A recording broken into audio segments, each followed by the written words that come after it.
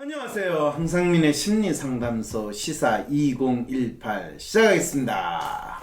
우, 예. 야, 정치의 계절이 다가왔으니까 시사, 정치하면 뭐가 떠오르세요? 그냥 선거, 싸움, 국회의원. 음. 원래 정치의 에센스, 특히 대한민국 정치의 에센스는요, 뭐니 해도 공천이에요. 왜 그럴까요? 가장 권력을 행사할 수 있는 순간이 공천 시기. 권력을 행사할 수 누가? 당대표나 그렇죠.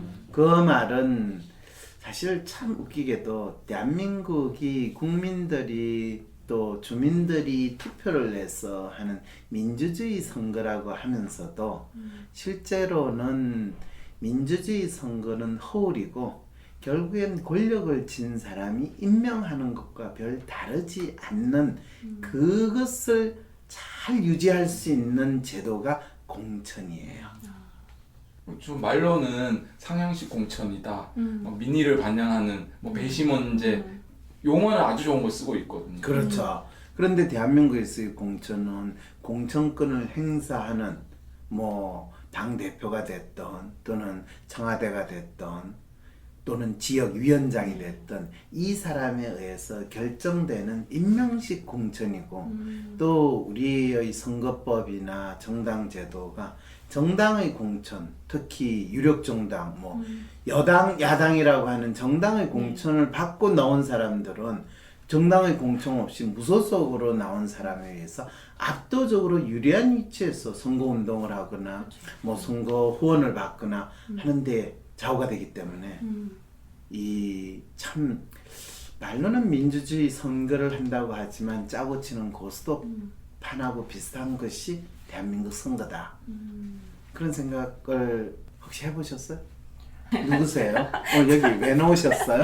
타로입니다. 이 공천 관련해서 지금 박사님 말씀 이제 들어보니까 경선 얘기만 많이 들었던 것 같지 실제적으로 어떻게 공천이 되는지에 대해서 제가 관심이 없었던 것 같다. 근데 어떻게 황심서 이 시사 프로에 나오실 생각을 하셨어요? 저도 이제 시사에 관심을 가져야 되겠다. 시사에 관심을 가져야 되겠다. 네. 시사에 대해서 배우기 위해서 황심서 패널에 나오신 거군요. 네, 맞습니다. 이름이 뭐라고요? 타로입니다. 토라. 네. 타로. 예, 나도 헷갈립니다. 세상에 어쩌다가. 네. 옆에 계신 분 누구세요? 사로입니다. 타로, 토라, 이야. 아니, 좀 우리 황신서에 패널 넣으신 분, 나 이웃집 언니, 이웃집 마녀, 이웃집 아저씨, 동생, 형님 이런데, 어느 순간에 다 시사로 나오니까, 토하고, 태하고, 야, 역시 시사는 진짜 별로 그렇게 썩 깔끔하지가 않군요.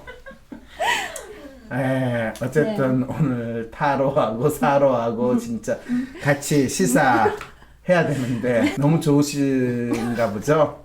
네. 박사님이 너무 좋네요. 그렇지. 분위기 좋아요. 우리 황심서 시사 방송 분위기 좋습니다. 근데 오늘 무슨 사연 가지고 나오셨어요? 네. 지방선거랑 관련을 해서 이제 정당 공천에 대해서 민주당 권리당원분이 사연을 보내주셨다고요? 네, 보내주셨습니다. 네. 좀 읽어주시죠. 네. 안녕하세요, 박사님. 저는 민주당 권리당원입니다. 민주당 공천이 혼선을 빚고 있다는 소식이 들려와서 안타까운 마음에 사연을 올리게 됐습니다. 무엇보다 권리당원의 상향식 공천보다는 지역위원장 또는 유력 정치인 몇몇의 입김에 따른 하향식 공천이 여전합니다. 문재인 대통령님 힘으로 불러 모은 수많은 권리당원을 바보로 아는 것 같습니다. 지난 4월 26일 민주당 서울시당은 강남구청장 후보 선출 방식을 3인 경선으로 하는 방안을 고지했다가 실무자 실수라면서 삭제한 수정안을 고지했습니다. 지난 5월 3일엔 일부 강남구 지역당원이 국회 기자실을 침입해 예비 후보들의 스펙이 약하다며 전략공천을 주장하기도 했습니다.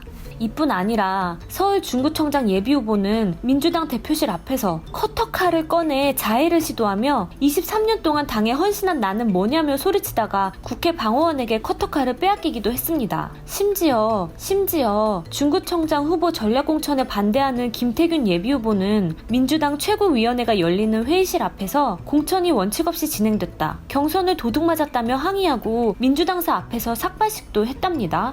이런 소동들이 있지만 민주당 지도부는 지난 1월 개정된 당원 당규에 따라 공천이 이루어졌다고 발표했습니다. 민주당 당원 당규에는 상대 당 후보 전략에 따른 효과적 대응이 필요하거나 공천 신청자가 없는 지역, 경쟁력이 약한 후보자의 단수 신청 지역, 전략적 고려가 필요한 지역, 심사 및 경선 과정에서 법률상 문제가 발생한 지역 등에 대해 전략 공천이 가능하다고 명시돼 있다고 합니다. 이전에 새누리당도 공천 파동을 했을 때 이렇게 이야기했다는 것을 기억이라도 하는지 모르겠습니다. 어느 때보다 민주당 지지도가 높아서 오히려 이때야말로 부담 없이 개혁 공천으로도 승리를 담보할 수 있는 때라고 생각합니다. 그런데 왜 민주당의 행태는 정말 적폐청산 대상이라고 할 수 있는 자유한국당이나 이전의 정당의 공천 행태에서 조금도 다르지 않은 것일까요? 황상민 박사님, 왜 국민들이 촛불로 나서 제1당으로 만들어준 민주당의 모습은 여전히 자한당이나 새누리당과 같은 과거 보수정당과 그리 다르지 않은 것일까요? 우리 문재인 대통령이 속한 정당이 왜 이렇게 구태의연한 정당의 모습을 그대로 보이는 것일까요? 일부 사람들은 당의 공천을 현재 하향식 공천에서 상향식 공천으로 해결해야 한다고 합니다. 그런데 정작 현재 공천이 하향식인지 상향식인지 그것조차도 잘 구분이 안 됩니다. 위로 가든 아래로 가든 그것이 문제가 아니지 않을까요? 정말 어떻게 해야 제대로 된 민주정당의 공천인지 그것부터 박사님이 알려주셨으면 합니다. 아무리 생각해도 우리나라 정당의 공천은 마치 군주주의 시대 왕이나 상왕의 역할을 하는 분이 그냥 어떤 사람을 공직에 임명하는 그런 프레임에서 조금도 벗어나지 않는 것은 아닐까 하는 생각이 듭니다.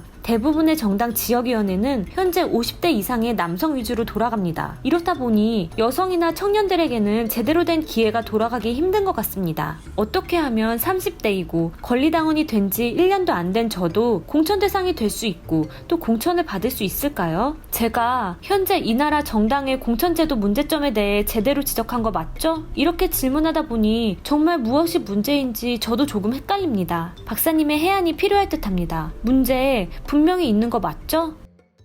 네, 정당 공천 현재 네. 문제 분명히 있는 거 맞죠? 네. 네, 실질적으로는 이렇게 꼭 여당이 되면 언제나 이런 혼선이 빚어지고 있거든요. 야당은 문제가 없나요?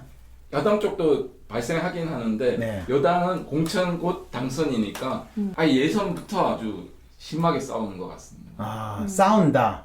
뭐 자기들끼리 싸우는 거야. 그럴 수 있는데 이 국민들의 뜻을 따르는 또는 국민들을 대표하는 대표자를 뽑는 것이 선거라면 정당은 그것을 대신해서 자기들 뭐 당원들을 대표하는 사람을 뽑아야 될 거 아니에요. 네.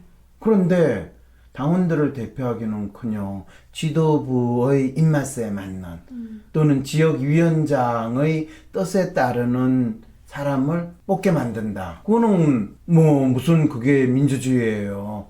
그거는 진짜 이 몇몇이 갈라먹고 해먹는 정치고 그게 이 옛날 전제주의 왕이 하는 또는 일부 귀족들이 하는 거 뭐가 달라요?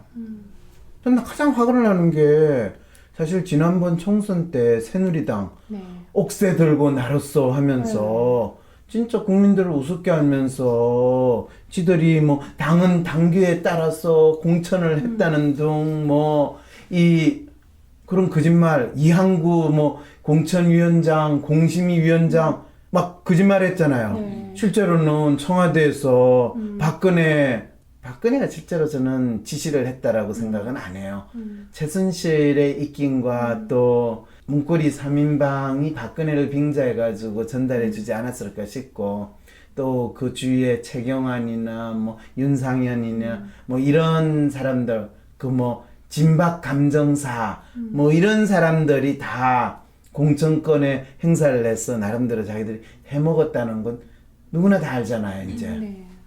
그런데 민주당이 지금 뭐 중구 전략 공천 때문에 난리 나고 또 뭐 강남구청, 강남구 뭐 전략공천을 하겠다고 날리고 그다음 또 뭐 몇 군데 전략공천 이미 해놓고 난리잖아요. 네. 왜 이런 일이 벌어질까요? 누군가가 예. 또 자신의 또 정치를 하려는 사람들이 있어서 자신의 정치를 하는. 그분들이 또 힘을 지금 쌓으려고 하는 게 아닐까 싶은데요. 그렇겠죠. 그렇겠죠. 그 누군가가 누굴까요? 지금 민주당 안에서. 당대표 추미애 대표님이나 또 각 지역의 당협위원장을 하신 국회의원 국회의원들. 그럼 강남구 누구예요? 일단 전현희 의원님도 전현희 그렇지만 의원. 그분이 이번 본인이- 사태를 일으킨 그 당원들이 그 소속 아, 지역구거든요.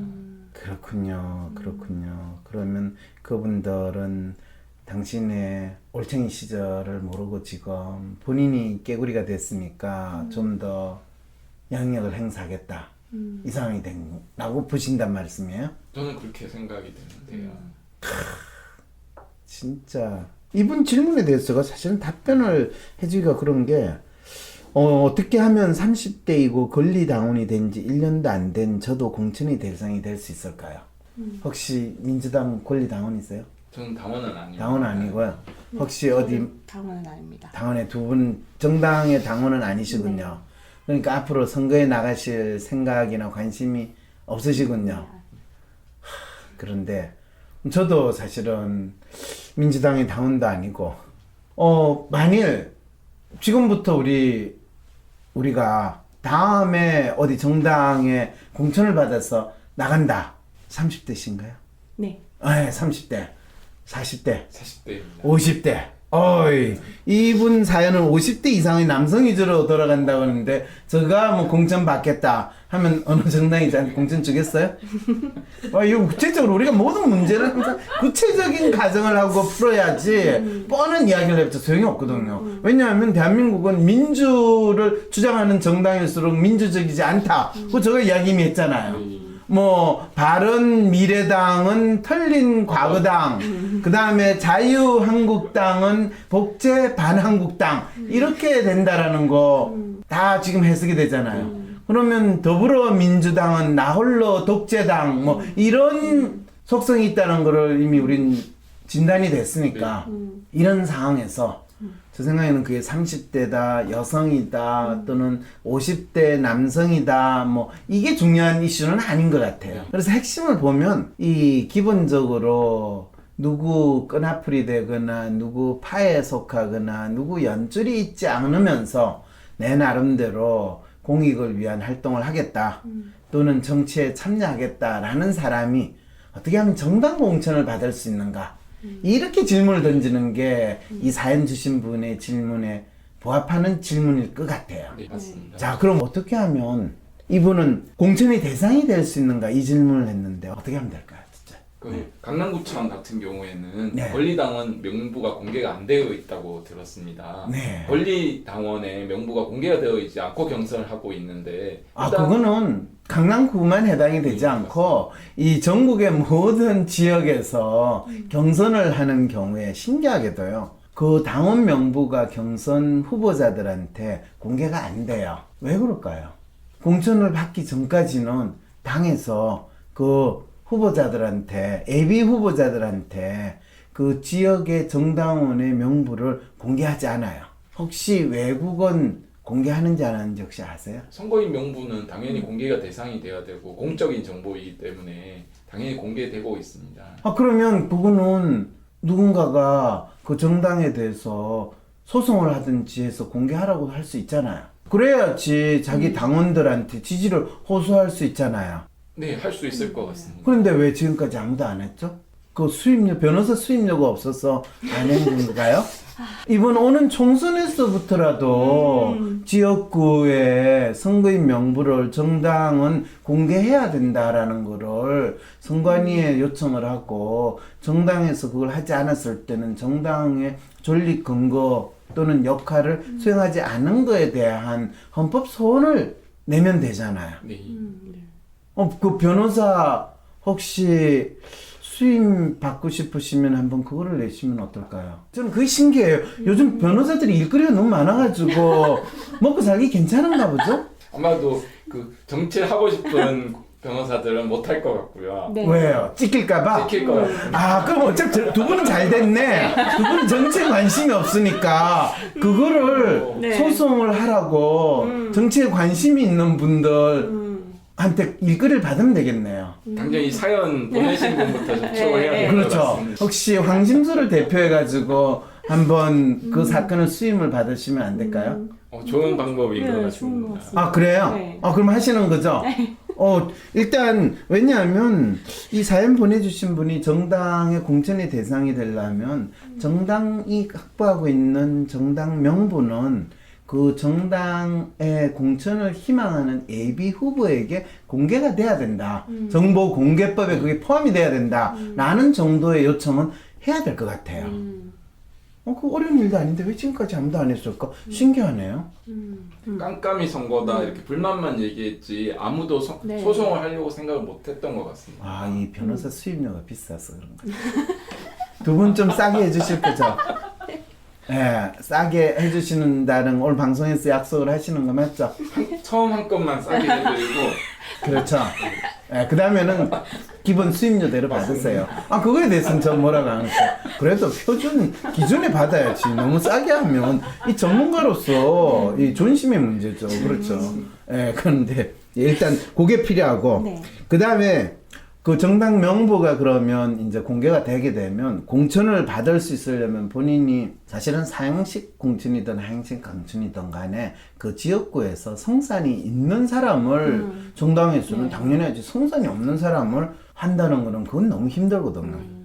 그 자해행위잖아요. 네. 그러니까 자해행위를 하지 않게 이제 열심히 그 적어도 당원들한테서 50% 이상의 압도적인 지지를 받으면 웬만해서는, 그리고 당원들한테 압도적인 지지를 받는 사람이 뭐 일반인들을 대상으로 했을 때도 지지율이 낮을 가능성은 없는 거죠. 네. 네. 이것이 진짜 정당 공천을 정치를 하시는 분들이 처음부터 해결해 나가는 방법이거든요.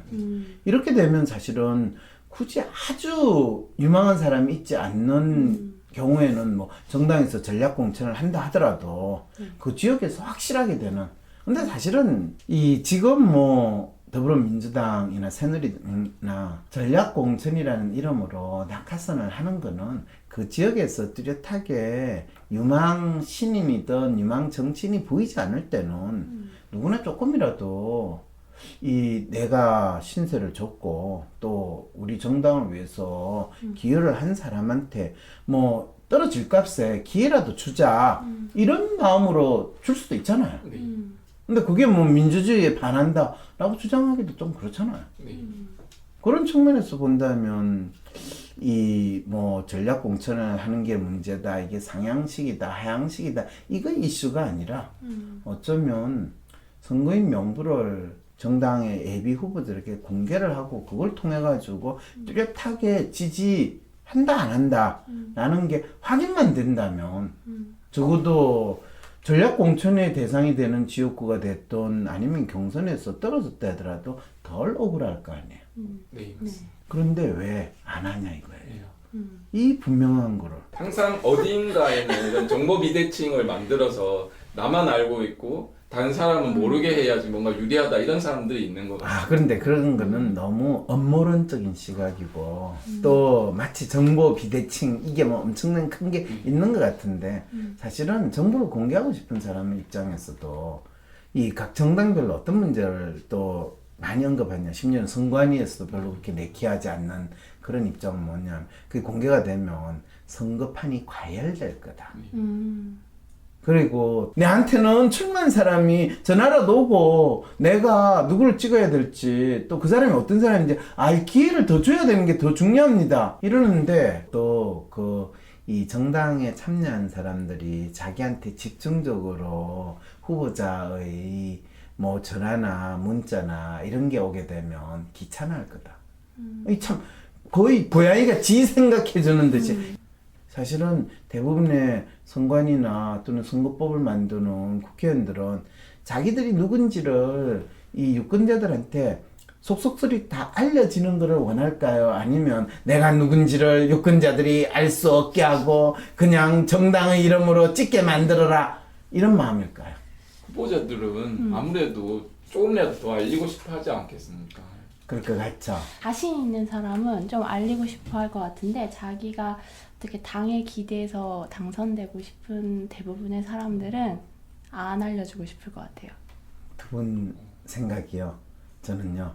더 극단적으로 향해서 대부분의 한국에서 정치인으로 출마하려는 사람은 당에 기대서 자기가 선택되기를 원하지 자기가 어떤 사람인지를 있는 그대로 알려지는 것을 원하지 않아요. 심리적으로. 왜 그럴까요? 도대체 저는 이해가 안 되는데요. 뭐가 이해가 안 저라면 돼요? 알려지는 게 더 좋을 당연히 인기가 더 있어야 연예인들처럼 인지도가 높아질 수 있지 않겠습니까? 본인은 선거 운동을 하면 본인이 알려지면 인지도가 올라가서 인기가 있을 거라고 생각해요? 아니면 혐오감이 더 생길 거라고 생각해요? 객관적으로는 혐오감이 생길 것 같긴 아니 객관적이라뇨. 아니 그렇게 자학적인 발언을 하면 내가 어떻게 됩니까? 어이 아니, 그렇게 자해하실 필요는 없어요. 내 뜻은 그 뜻이 아니에요. 그 말은 뭐냐면 대한민국에서 정치를 하러 나오시는 분들은 진짜 자신이 이 국가와 사회와 또 자기가 일하는 또는 있는 주민들을 위해서 나오시는 분들인가? 아니면 내가 그동안 웬만큼 먹고 살만하고 내가 웬만큼 이렇게 사람들한테 관심도 끌만하고 인기가 있었으니까 그 다음부터 이제 내가 확실하게 한 자리 차지해가지고 놀고 먹겠다 라는 마음으로 나오는 분일까? 어느 쪽일 것 같아요? 놀고 싶을 것 같습니다. 예. 그러면서 놀면서 대우받는 거. 이게 대한민국 최고로 좋은 자리가 선거로 돼가지고 얻는 자리거든요. 놀고 먹어도 아무도 뭐라고 안 그래.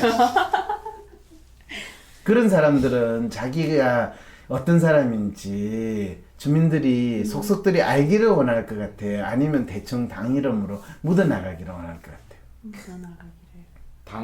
당에 기대기를 바랄 것 같습니다. 그래서 대한민국 선거에서 인지도가 있다는 사람들은 되게 방송 출연 많이 해가지고 알려진 사람 그리고 뭐 장차관이나 높은 자리 해가지고 좀 알려졌을 거라고 믿는 사람들 그런 사람들이 선거에 나오고 또 그런 사람들이 당선이 되는 이유예요.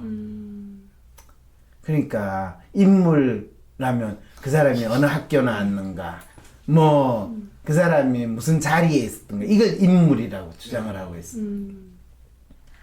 그래서 대한민국 국민들이 정치지들하고 뽑아봤자 다 그놈이 되는 상황이 바로 그래서 일어나는 거거든. 근데 지금 사로님께서도 진짜 놀랍게도 아니 알려지는 걸 원하지 않겠어요?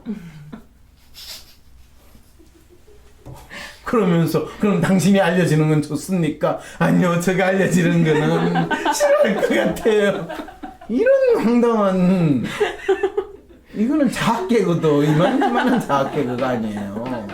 제가 아는 그 정치 지망생 한 분도 그런 얘기를 하신 적이 있습니다. 선거를 나가려면 신용카드부터 해서 깝깝하니는 딱 정리를 해놓고 나가야 된다. 그럼요. 그래서 현금을 쓴다고. 그럼요. 적들이 나를 알지 못하게 하라. 그리고 정당의 공천으로 나를 포장하게 만들어라. 오죽했으면 드루킹의 이 댓글 부대도 동원하고 매크로도 필요했겠어요. 무슨 말인지 알겠죠? 네.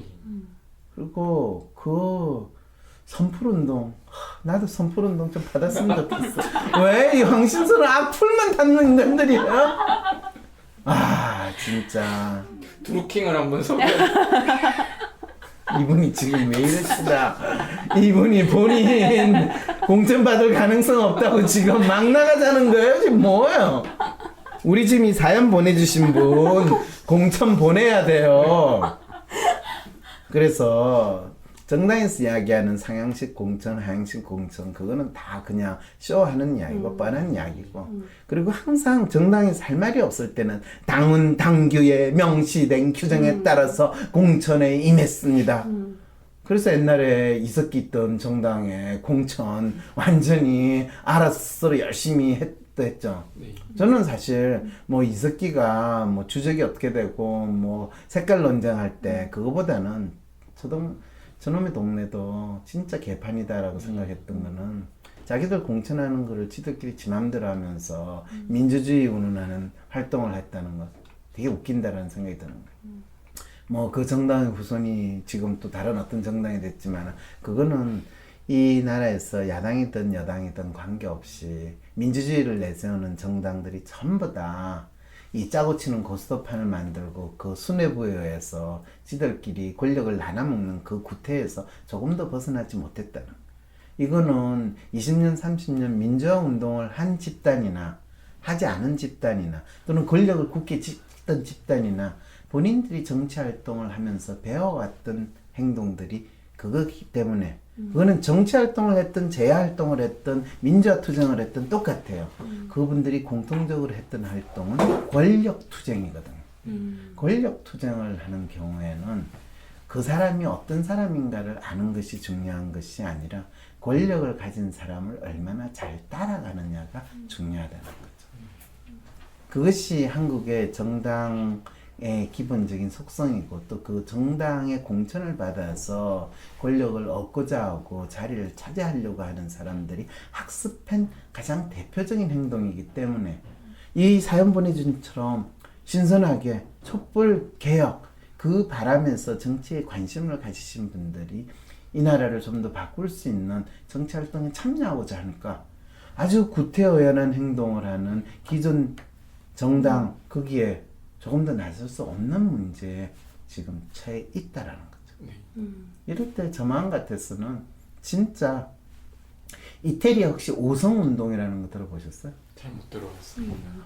이태리 오성운동이 10년 전에 시작했는데 그때는 진짜 풀뿌리 민주주의 소위 말하는 상향식 공천 이 부분을 가장 나름대로 잘 실현해가지고 지금 10년이 지났을 때 얼마 전에 이태리 총선에서요 1당이 됐어요. 최고의 득표를 얻었어요. 물론 그래봤자 30%가 안 되긴 했지만은 그런데 그런 식의 새로운 정당을 만드는 활동이 시민운동 일어나듯이 일어나야 된다고 생각을 해요. 그런데 아직까지 그런 움직임이 없다라는 부분에서는 안타까워요. 혹시 오늘 이 방송을 기하러 그리고 정당 명부 소송 우리 하시는 거죠? 네. 네, 그걸 기회로 대한민국에서 진짜 풀뿌리 민주주의가 일어나는 정당 운동이라는 거를 혹시 해보실 분 있으면 황심소에 사연 보내주시고 황심소를 모태로 해가지고 만들어진 정당의 공천의 대상이 되고 또 공천을 주는 거예요. 그리고 그러면 황심소가 정당이 될 거냐? 그거는 제가 좀 잘 모르겠고 적어도 뭐 이게 어느 정도 숫자가 모이지면 우리가 여당인데 붙는 거야.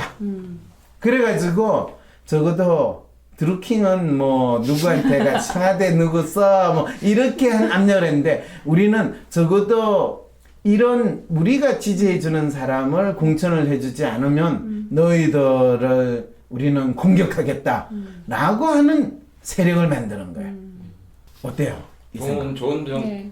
견제일 네. 것 같았습니다. 네. 그렇죠. 네. 그래서 우리가 뭐 스스로 이 정당한다고 해서 조그만 정당을 만들 게 아니라 이 가장 유력한 정당을 항상 지지도 하고 견제도 하면서 새로운 인물을 공천해 줄 수 있는 그런 이 황심소 방송이 되는 거예요. 어때요? 이게 정당법이나 선거법에 위배가 될까요? 지금 당장 위반. 아 그래요? 네. 한번 그거 찾아주세요. 그래서 그 다음 선거가 뭔지 이번 선거는 너무 늦었고 다음 선거에는 우리가 황심소 뭐 후원 집단 내지는 황심소 뭐 파를 만들어 가지고 이 기성 정당의 세력 이상으로 우리는 공천을 할 수 있는 그 활동을 한다. 오늘 이 방송을 통해 가지고 이 황심소 청취자분들에게 이 사연 주신 분의 우리는 소원을 들어주겠다 라는 취지로 나가보는 거죠. 어떻게 생각하세요? 적극 공감합니다. 네. 공감하세요? 네. 아이, 두 분이 너무 공감해서 뭔가 진정성이 느껴지지 않는데. 오송운동을 정말 네. 해야 된다고 생각하고 네. 이 더불어민주당이 보수당이 되고 오송운동을 한 당이 야당이 되는 게 정말 제대로 제 그럼 편이 되는 게 지금 아닌가. 자한당하고 같은 지금 뭉텅그를 집어넣는 거 아니에요. 이 여당과 야당의 구분이 없이 사실은 정당의 공천이 민주주의에 기반해서 제대로 일어나는 거를 강력하게 요구하고 그것을 제대로 하는 정당을 매번 선거 때마다 우리는 지지하겠다. 라는 취지로서 만들어지는 정당과 유사하지만은 정당으로 모습을 갖추지 않는 일종의 정치 세력화시키는 거예요. 말해보니까 좀 멋있네요. 네, 해안이십니다. 우리 한번 혹시 이런 데 관심이 있으신 분 또 사연 보내주세요. 좀 더 이야기할 때마다 조금씩 발전해지고 구체화질 수 있을 것 같으니까 그걸 한번 해보도록 하죠.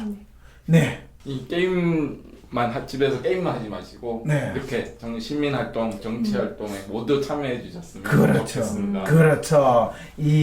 더 이상 우리는 사이버 공간에서 혈맹을 만드는 것이 아니라 이 현실 공간에서 새로운 혈맹을 만드는 그 마음으로 오늘 이 방송 마치도록 하겠습니다.